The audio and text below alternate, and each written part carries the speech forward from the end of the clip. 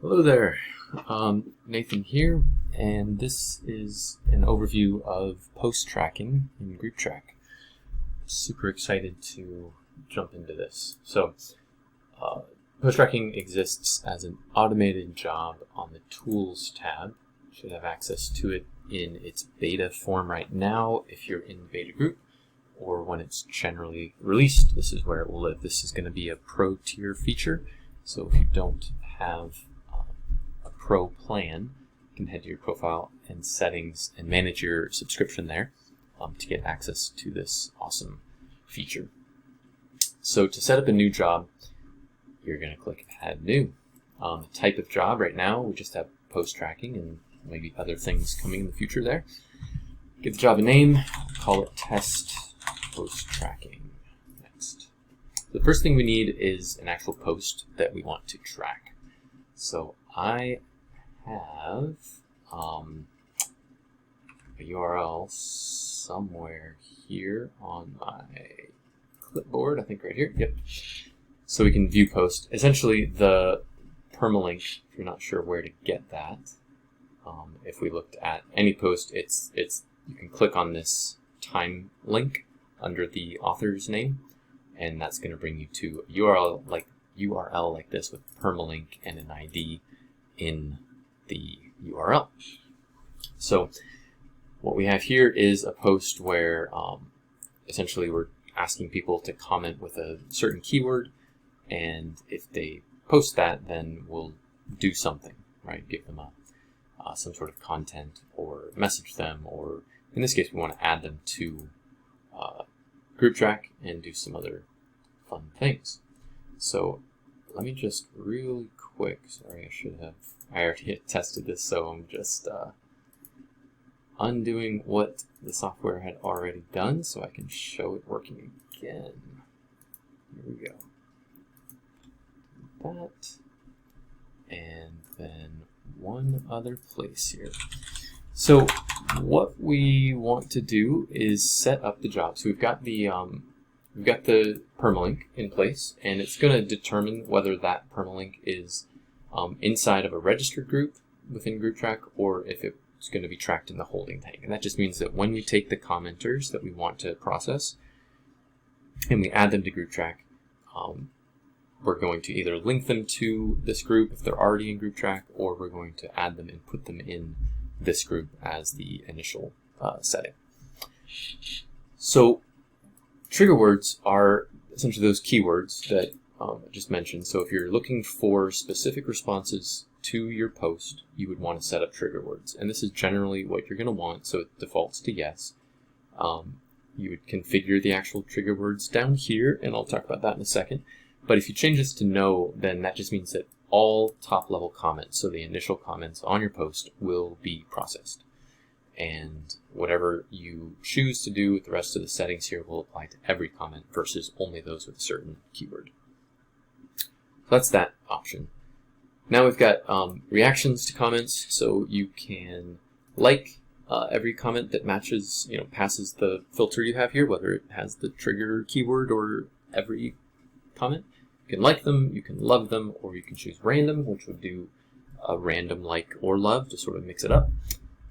Or none, if you don't want to react at all to the post.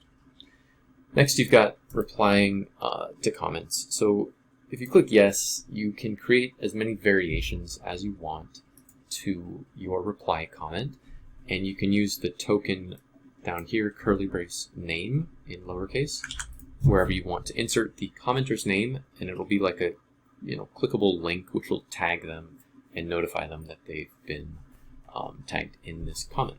So you could say hey, and then put the name in there. I'll send you that thing right away. And I can add a variation which would give you another option. I'll get back to you. Right, so you can add as many variations as you want. Every comment that does get processed, the reaction and the reply is going to be, from this, whatever you have configured here, that's what's going to happen in Facebook for each processed comment. This next section, pause between comments, this just tells group track how long to randomly wait at a minimum and a maximum. It'll pick some time in between these two delays, and that's just between processed comments. So comments that don't have the keyword or that have already been processed and are getting skipped over, those will just happen instantly. This is just between actual, essentially, replies or reactions that you're doing in Facebook. How long do you want to wait before the next one? So we're going to say something small for the demo. And then we configure the trigger words. So here we say add trigger word, and in this case it's free thing is what we're looking for. So we get to now do all of our group track configuration. So here we've got global tags for contacts who used this trigger word. You could say yes. If you don't have a global tag set, so the actual category here, you'd want to just say done and go to your profile and settings and set up a category if you tag set if you want something special to track these. I've already created one called post tracking trigger, so I'm just going to put free thing in here, so everybody that this matches on is going to get tagged, because later what we want to be able to do is go to our all contacts page and filter down against all of our contacts to see the people that responded to this post, right? So that we can send them a snippet, or we can put them in an autoresponder drip campaign email, or we can do something with them. We need a way to do that filtering. So this is sort of the ideal place to do that. You've also got group tags.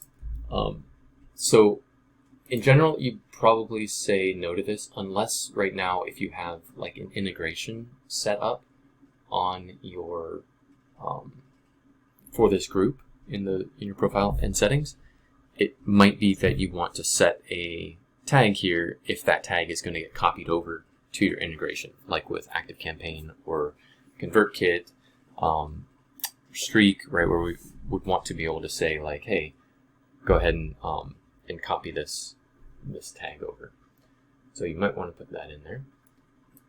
Then you've got initial stages. So if the contact is either brand new or they exist but they're not linked to the group that this post is in, you have the option to set them in an initial stage. So these are the stages for the group that it's determined this post is in.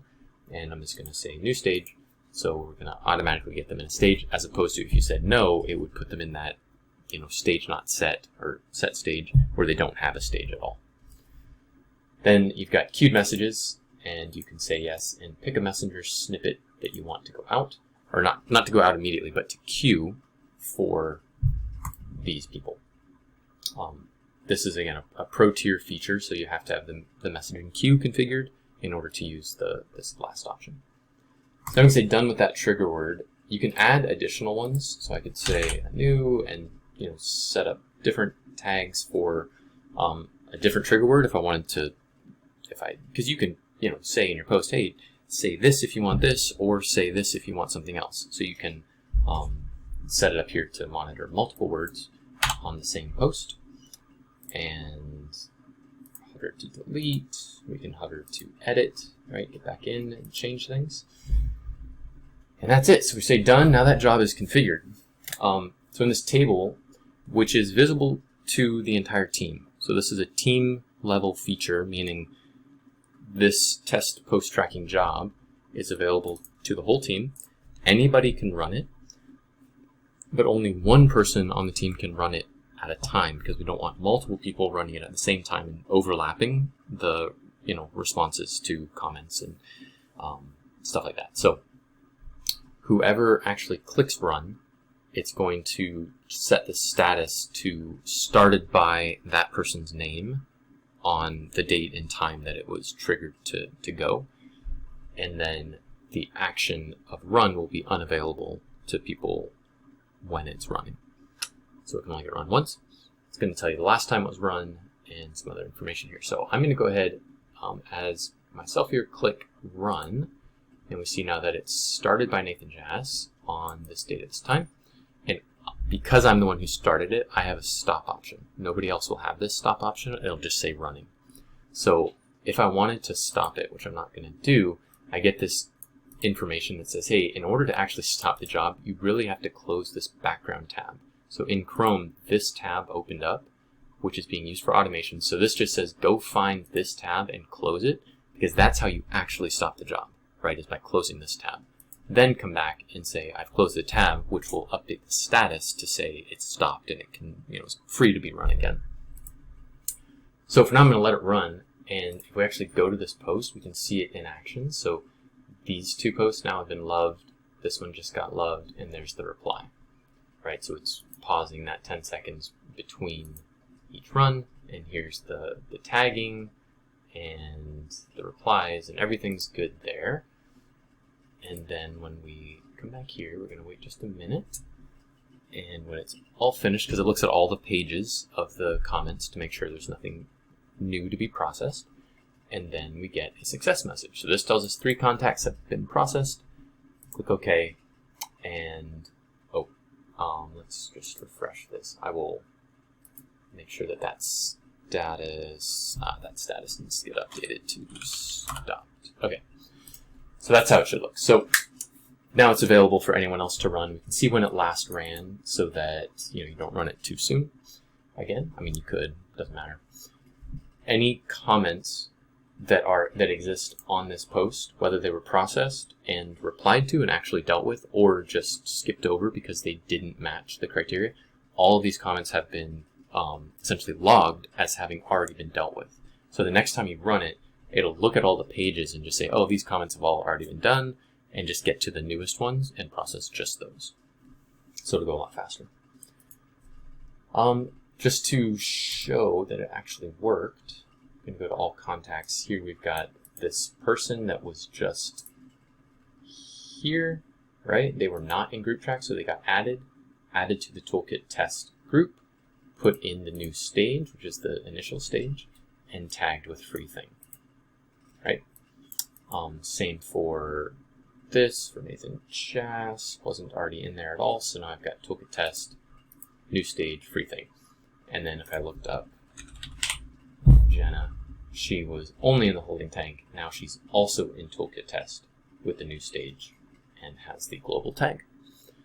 So that is how this works. And yeah, hope you like it. Let me know if you have any questions.